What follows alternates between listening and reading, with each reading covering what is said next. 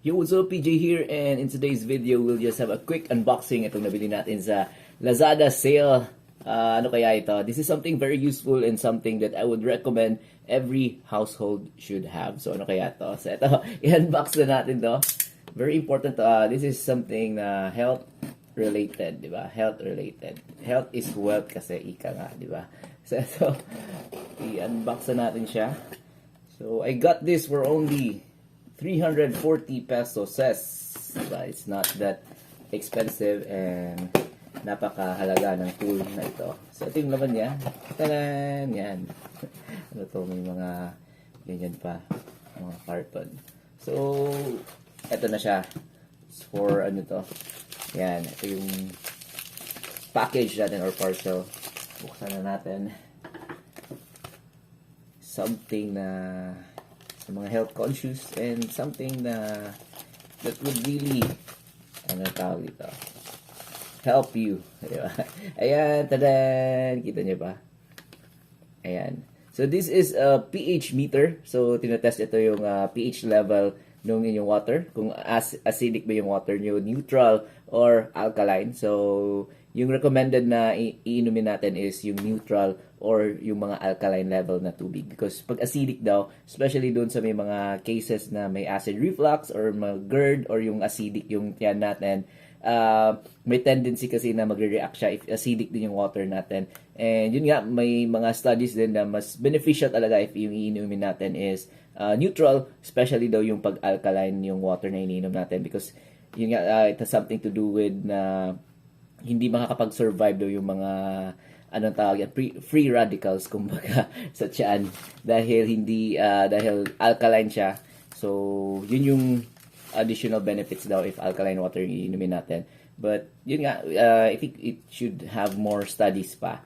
So ito yung next natin na actually bundle to, dalawa. This is a pH meter and yung isa is a TDS or total dissolved solids and easy test din sa water din to. Tinatest yung water nyo if yung may mga solid components kasi yung water.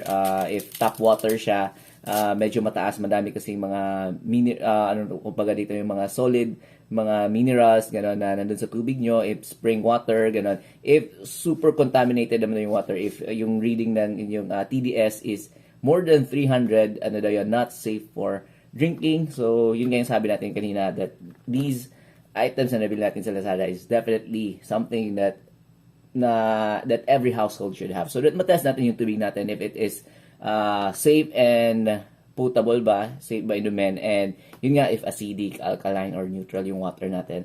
Very important. So, ito, ito-test natin. So, ito yung naman niya. Actually, may instruction to. So, babasahin muna natin. So, ito yung overall look niya. Ayan, tadan! Para siya malaking highlighter. So, digital to. Ayan, digital. Ayan, may reading na siya. Tapos, ididip ata to sa water. Ganun lang kadali. Ito yung tester niya. So, susubukan natin yung reading. So, currently, ayan yung pH niya is 0 kasi wala pa tayong tinetest. Pag ididip natin to sa water, yon may reading na to.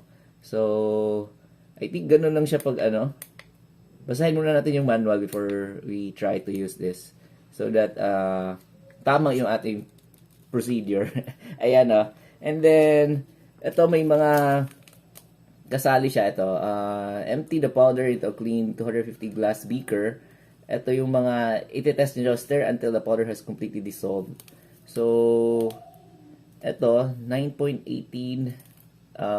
pH level na to. So, I think indicator to. Pwede natin i-test if accurate ba talaga itong tool niya by using itong mga powder na kasama. Ito, may pH buffer. Ito, 4.01 daw yung reading nito. And then, this one, may pH buffer powder na 6.86 naman.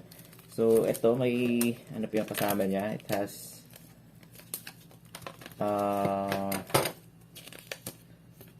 ayan, ito yung instruction niya, operation, yung manual niya. Ayan, naka-indicate dyan kung paano natin ito gagamitin. Calibration tip. Ayan. So, may instructions dito. So, basahin muna natin. So, yung next natin na tool, this is the TDS and EC. So, yun yung nabanggit natin kanina. It's something to do with the water then, if it is safe. So, ayan, may indicator siya dito, EC.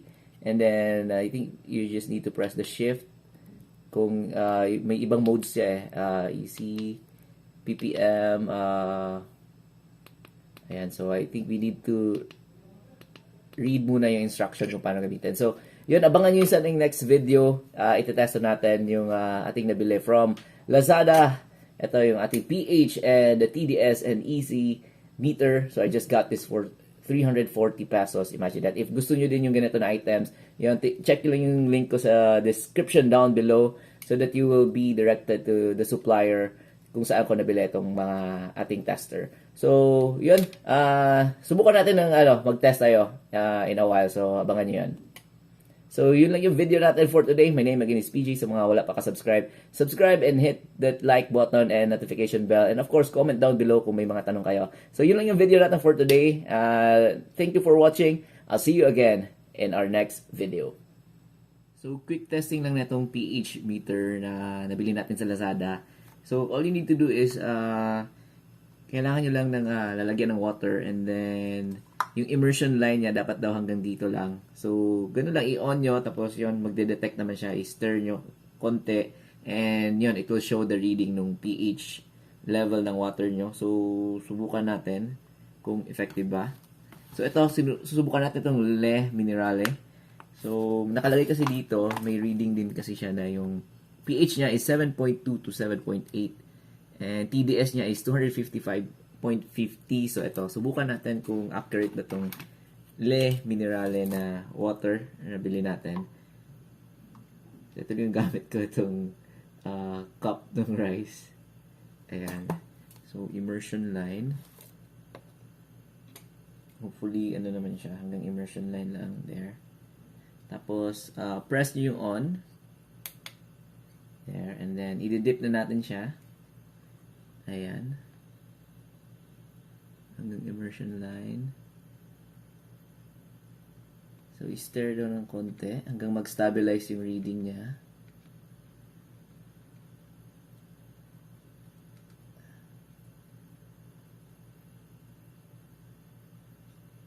Ayan. So, still moving yung reading niya. Kita nyo. So, there. Wait for it to stabilize now.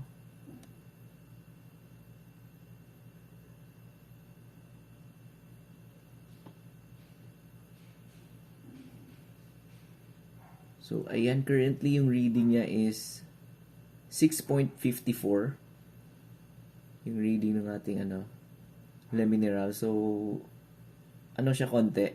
Mas mababa siya konti dun sa naka-indicate sa bottle niya, 7.2. But this one is 6.50, 43. It's actually still moving. Ayan, tingnan natin, mag-stabilize ba siya?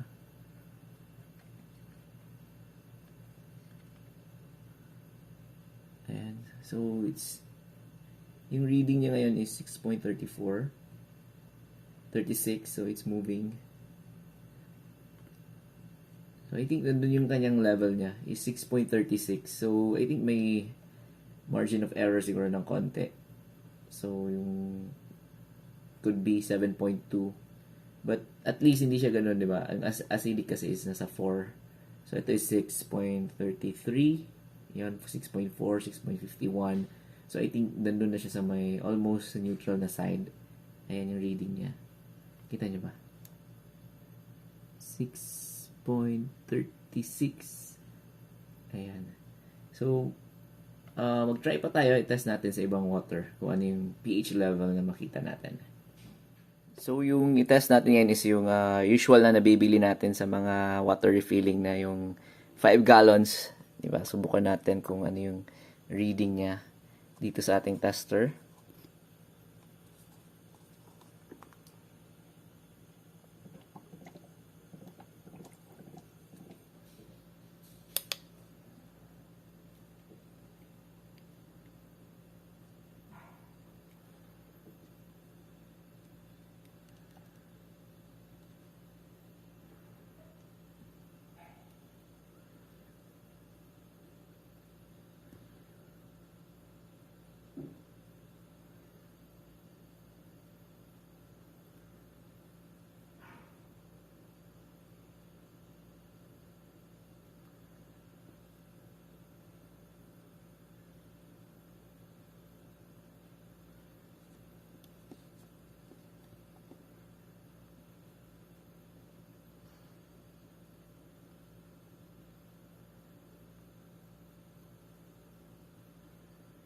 So, yung reading niya, I don't know if makita niya, it's 5.39.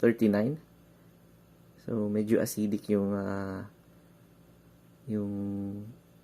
nabibili natin sa mga water refilling station na 5 gallons of water. Yan, 5.41.